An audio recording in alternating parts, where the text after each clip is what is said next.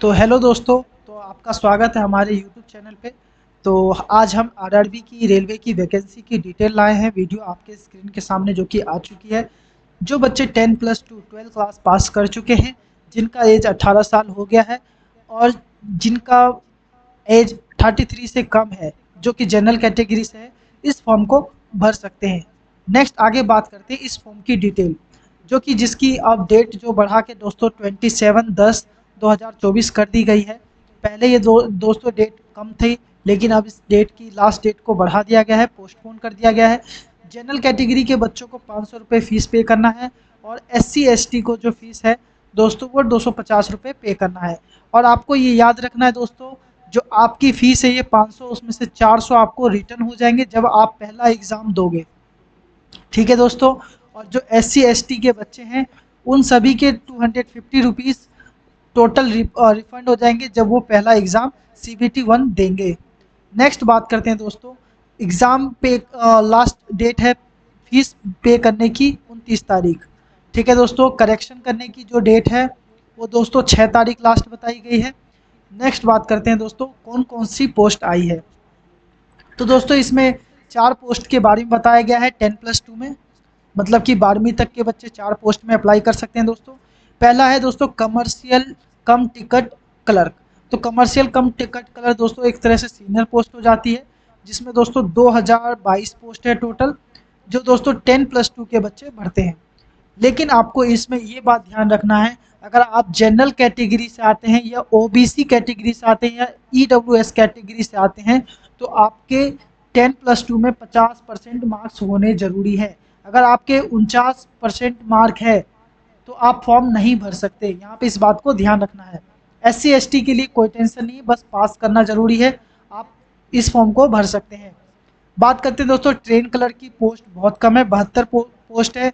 Account clerk की दोस्तों post 361 है और जूनियर क्लर्क की जो पोस्ट है दोस्तों 990।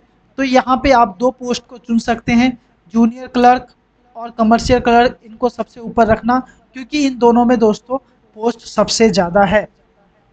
आगे बात करते हैं दोस्तों, तो नेक्स्ट की बात करते हैं। तो कौन-कौन से ज़ोन ज़ोन में कितने एक्चुअली पोस्ट हैं वो आपको बता देता हूँ मैं। तो सबसे पहले बात करते हैं दोस्तों अहमदाबाद। आप अपने कास्ट के हिसाब से OBC ST सर्टिफिकेट के हिसाब से आप अपना ज़ोन चुन सकते हैं, जिसमें ज़्यादा ज़ोन जो पोस्ट हैं उसी हिसाब से आप इसको प्रेफ़रेंस दे सकते हैं। अहमदाबाद में 91 है जनरल की, अजमेर में 38 है, बेंगलोर में 25 है, भोपाल में 30 है। तो ये आप इस हिसाब से आप लाइन वाइज सबकी, चंडीगढ़ की देख सकते हैं, चेन्नई की देख सकते हैं, गोरखपुर, गुवाहाटी, श्रीनगर, कोलकाता। हाँ, कोलकाता सबसे ज़्यादा पोस्ट है, तो बच्चे भरते हैं यहाँ पे ज़्यादा। मंडला जो कि सबसे कम है, मुंबई 290, मुजफ्फरपुर 28, प्रयागराज में भी अच्छी खासी पोस्ट दे रखी है जनरल के लिए। पटना कम है, रांची 29, सिकंदराबाद 42, सिलीगुड़ी 17, तिरुवनंतपुरम 42। तो आप ये देख सकते हैं, ये पोस्ट हमारी जो देखी दी गई है दोस्तों, आप इसी हिसाब से अपने जो देख सकते हैं उस जो आपको प्रॉफिटेबल लगे, अच्छा लगे। अब मैं आपको ये बता देता हूँ सबसे ज़्यादा हाई कट ऑफ कहाँ की जाती है। तो दोस्तों सबसे ज़्यादा हाई कट ऑफ की बात करें तो सबसे ज़्यादा हाई कट ऑफ जाती है दोस्तों चंडीगढ़ की। जनरल वालों की ज़्यादा हाई कट ऑफ जाती है, क्योंकि ये दिल्ली के नज़दीक हो जाता है, तो सारे बच्चे चंडीगढ़ भर देते हैं जनरल वाले, तो यहाँ का। और हरियाणा के बच्चे भी भरते हैं और पंजाब के बच्चे भी भरते हैं। तो दिल्ली, पंजाब और हरियाणा 3 जगह के बच्चे चंडीगढ़ पोस्ट ज़रूर डालते हैं ज़्यादातर, तो यहाँ की कट ऑफ बहुत हाई जाती है।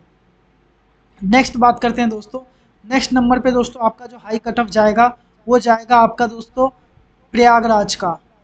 प्रयागराज कहाँ है?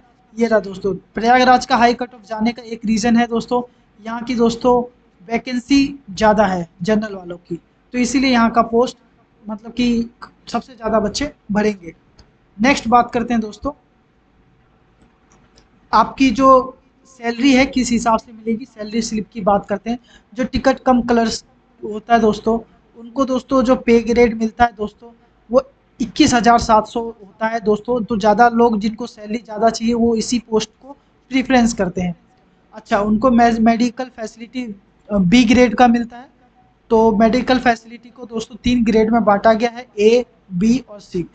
जो ए फैसिलिटी जिनको मिलती है, मतलब कि सबसे हाई क्वालिटी की मेडिकल फैसिलिटी मिलती है, दूसरे नंबर पे बी आता है, तीसरे नंबर पे सी आता है। अब बात करते हैं दोस्तों अकाउंट क्लर्क, जूनियर क्लर्क और ट्रेन क्लर्क। दोस्तों तीनों की सैलरी सेम रहती है, कोई भी 19-20 नहीं होता।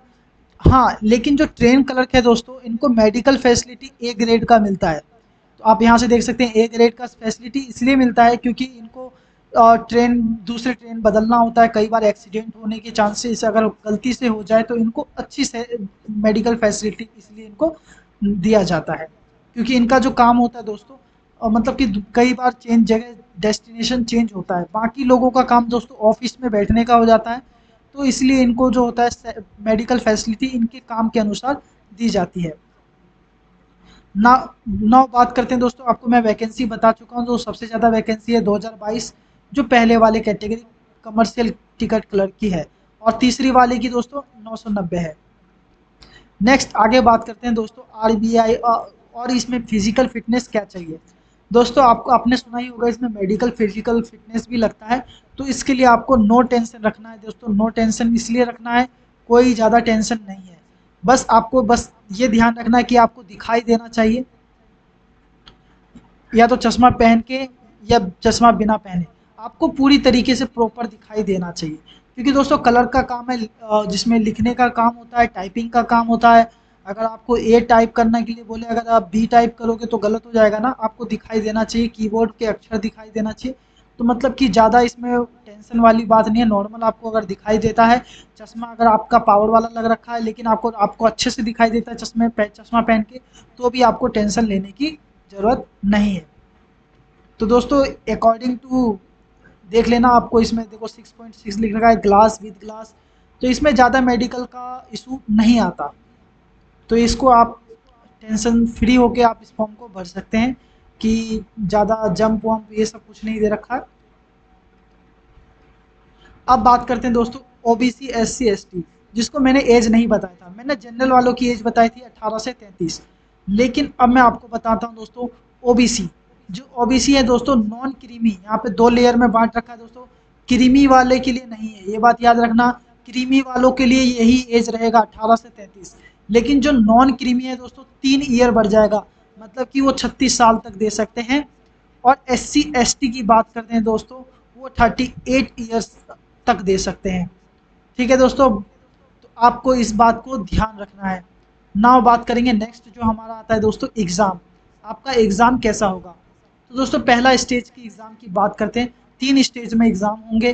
तो पहला स्टेज आपको मैं बताता हूँ, पहले स्टेज में दोस्तों आपको 90 मिनट मिलेंगे, जिसमें दोस्तों 100 क्वेश्चन होंगे, 40 क्वेश्चन जीके के होंगे, 30 मैथ के होंगे, 30 रीजनिंग के होंगे। इंग्लिश नहीं आता, इस बात को ध्यान रखना दोस्तों, इंग्लिश की टेंशन नहीं है, अगर आपकी इंग्लिश कमज़ोर है तो आपको खुश होना चाहिए कि इस पेपर में इंग्लिश नहीं है, अगर आपकी इंग्लिश अच्छी है तो फिर आपके लिए कुछ नहीं कह सकते। बात करते हैं सीबीटी 2 की, सेकेंड एग्ज़ाम जो दोस्तों होगा आपका, वो दोस्तों आपको उसमें भी सेम टाइम दिया जाएगा 90 मिनट, पहले में भी आपको 90 मिनट मिले थे, इसमें भी 90 मिनट मिलेंगे, लेकिन इसमें क्वेश्चन जो बढ़ के हो जाएंगे दोस्तों 120, मतलब कि आपके 20 क्वेश्चन बढ़ जाएंगे, 5 मैथ में बढ़ जाएंगे, मतलब 35 मैथ, 35 जनरल इंटेलिजेंट रीजनिंग हो जाएगा, और 50 हो जाएगा दोस्तों इंग्लिश का, सॉरी जीके का 50 हो जाएगा, इंग्लिश नहीं होती, इस बात को ध्यान रखेंगे। नेक्स्ट बात करते हैं दोस्तों, अब जो तीसरा टेस्ट होगा, किन लोगों का तीसरा टेस्ट लिया जाएगा। तीसरा टेस्ट उन्हीं का होगा जिन्होंने अकाउंट क्लर्क को सिलेक्ट किया होगा और जूनियर क्लर्क को सिलेक्ट किया होगा। याद रखना दोस्तों, अकाउंट क्लर्क कम टाइपिस्ट और जूनियर क्लर्क कम टाइपिस्ट को जिन लो बच्चों ने सिलेक्ट किया होगा, उनका टाइपिंग स्किल टेस्ट होगा। जिन बच्चों ने सिलेक्ट नहीं किया होगा, उनका टाइपिंग स्किल टेस्ट नहीं होगा। तो इस बात का ध्यान रखना, अगर आप इन दोनों पोस्ट को सिलेक्ट करते हैं तो आपको टाइपिंग स्किल आना ज़रूरी है, क्योंकि तभी आप अच्छे से इसमें क्वालिफाई कर पाएंगे। तो आई होप आपको सारी वीडियो इन्फॉर्मेटिव लगी होगी, आपको वीडियो समझ में आया होगा।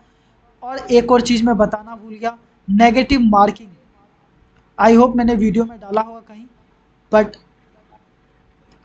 तो दोस्तों इसमें नेगेटिव मार्किंग है जो दोस्तों बहुत ज़्यादा है, 1/3 आपका नेगेटिव मार्किंग है। याद रखना दोस्तों, अगर आपके 3 क्वेश्चन गलत हो जाते हैं, तो आपके 1 क्वेश्चन के बराबर पूरा आपका उस क्वेश्चन का मार्क्स कट जाएगा। तो मतलब कि 33% आप कह सकते हो नेगेटिव मार्किंग, 1/3 कहते हैं जिसे हम। तो नेगेटिव मार्किंग इस पेपर में बहुत ही ज़्यादा है। तो आपको पेपर में इस बात का ध्यान रखना है कि पेपर करते समय ज़्यादा नेगेटिव मार्किंग नहीं लगानी। थैंक यू दोस्तों, आपको आई होप सारी वीडियो समझ में आ गई होगी। ये 10+2 के बच्चों के लिए था। मैं अभी ग्रेजुएशन वाले बच्चों के लिए क्या-क्या चीज़ की ज़रूरत है उसमें भी एनटीपीसी में आया है, उसकी भी वीडियो अपलोड कर दूँगा।